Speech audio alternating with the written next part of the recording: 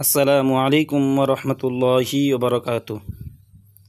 আমি আপনাদের সাথে আছি হাফেজ মোহাম্মদ রাসেল মাহমুদ। আমরা এখন শিখব বই খোলার দোয়া বা জ্ঞান বৃদ্ধির দোয়া, স্মরণ শক্তি রাখার দোয়া। আপনারা সকলেই জানেন হযরত মুসা আলাইহিস সালাম একটু তোতলা ছিলেন। আল্লাহ তাআলা তিনাকে এই দোয়া শিখাই দিয়েছিলেন। কোনো ব্যক্তি যদি কোনো পড়া মুখস্থ করার আগে এই দোয়া পড়ে, তাহলে আল্লাহ তাআলা ওই পড়া মুখস্থ করা তার জন্য সহজ করে দেয়। যাদের বাচ্চারা স্মরণ শক্তি কম, মনে রাখতে পারে না, তাদের বাচ্চাকে এই দোয়া বেশি করে পড়াবেন। আসেন আমরা শুরু করি। আউযু বিল্লাহি মিনাশ শাইতানির রাজীম। আউযু বিল্লাহি মিনাশ শাইতানির রাজীম। বিসমিল্লাহির রহমানির রহিম। বিসমিল্লাহির রহমানির রহিম। রব্বি জিদনি ইলমা। রব্বি জিদনি ইলমা।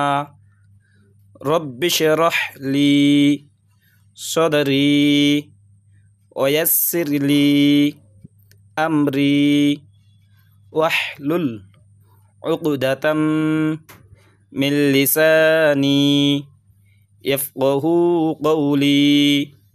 ওয়াবিকা নাস্তাঈনু ইয়া মুস্তাআন।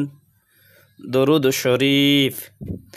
আল্লাহুম্মা সাল্লি আলা মুহাম্মাদিন ওয়া আলা আলি মুহাম্মাদ কামা সাল্লাইতা আলা ইব্রাহিমা ওয়া আলা আলি ইব্রাহিম ইন্নাকা হামিদুম মাজিদ।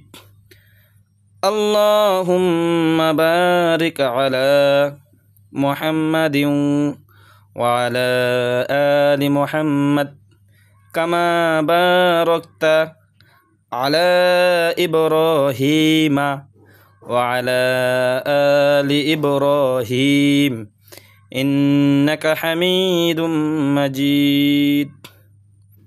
প্রিয় বন্ধুরা, যাদের বাচ্চারা স্মরণ শক্তি কম, তাদেরকে বেশি করে রব্বি জিদনি ইলমা, রব্বি জিদনি ইলমা এটা পাঠ করাবেন।